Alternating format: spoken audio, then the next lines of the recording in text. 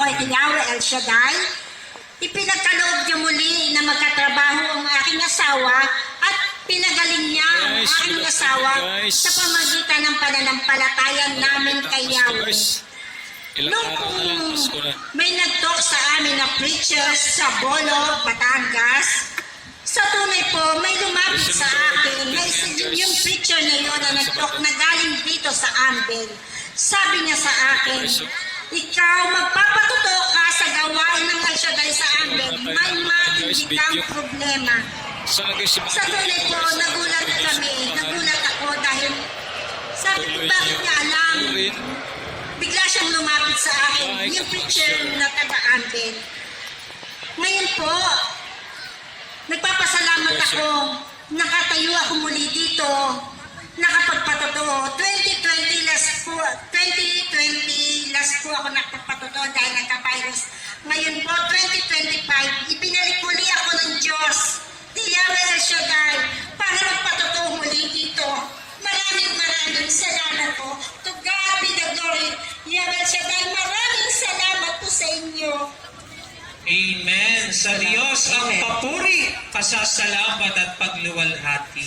Amen. Salamat sa ating Panginoon. At ang susunod naman po, mula po sa Santa Rosa City, Laguna. Ang ating kapatid, Brother Christian Joseph Dimaano. Purihin natin si Yahweh El Shaddai. Praise the Lord. Mapagpalang hapon po sa ating lahat, mga brothers and sisters. Sa ating pong punong likod, Brother Mike. Yahweh El Shaddai, muli nandito na po ako at aking pinapatotoo ang inyong kabutihan na kayo po ay buhay sa lahat po ng nananampalataya sa inyo. Brothers and sisters, ako po ay isang seaman at ako po ay kauwi lamang noong November.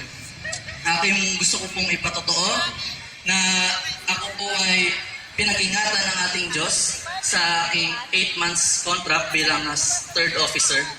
And sa 8 buwan po na iyon, kami po ay talaga nakaranas ng mga masasamang panahon, malalakas na hangin, at ako po ay talagang sinusubok ng panahon.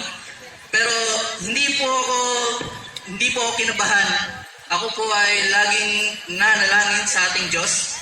Kada duty po ako na mag-isa sa bridge, lagi ko po ang panalangin at hawak ko po ang panyo ni Yahweh El Shaddai at kahit ano pong bagyo, ako po ay hindi natatakot.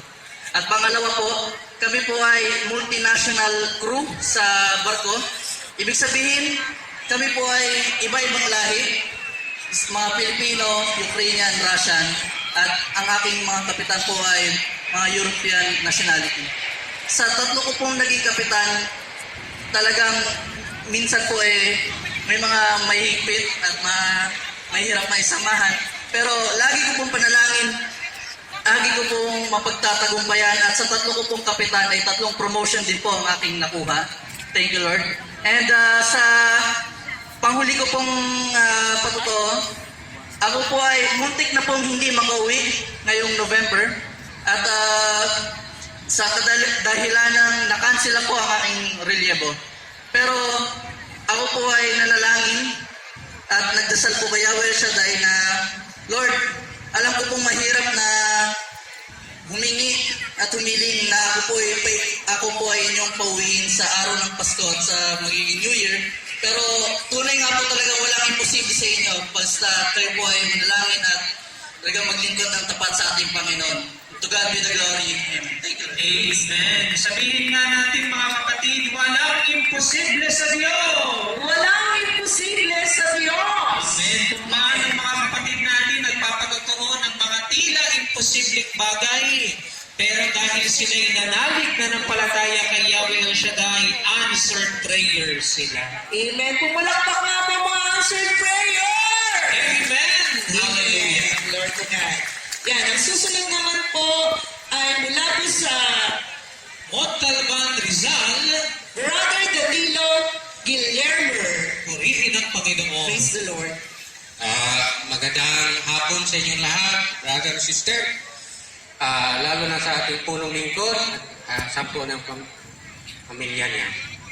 Ako po ay magpatotoo nangako ko sa kanya na mapapasala yung anak ko sa board exam, nursing exam, ipagsigawan ko sa kanya, aakyat ako dito sa state. Nandito na po ako, Yahweh, Shaddai, pagpatutuo ko sa iyo yung kabutihan mo sa buhay ko. Nadidinig mo ng aking panalangin, nakapasa po ang anak sa board isang palaking karangalan, nakapasa ng aking anak sa board exam, sa nursing exam. Salamat, Yahweh Shaddai, at saka pangalawa pong pagkatotoo, nung una wala po kaming bahay, nangupahan na po kami. Sa awa na po may kapal, nabigyan po kaming bahay, ngayon po ay hindi na po kami nangupahan, may sarili na po kaming bahay. Yan lang po ang pasalamat ko, kung hindi dahil sa kanya, wala sana ako ngayon dito. Kaya laki kong pasalamat sa aking nasumpungan dahil sa Brother Mike. Kung wala siya, wala sana ako ngayon. Saan kaya ako napupunta. Kaya maraming salamat kay Yahweh Shaddai. To God be the glory. Amen. Amen. To God be the glory. At mula naman po sa Ilopacan, Leyte, Sister Gigi Pantino. Magandang gabi po sa inyong lahat, brother and sister.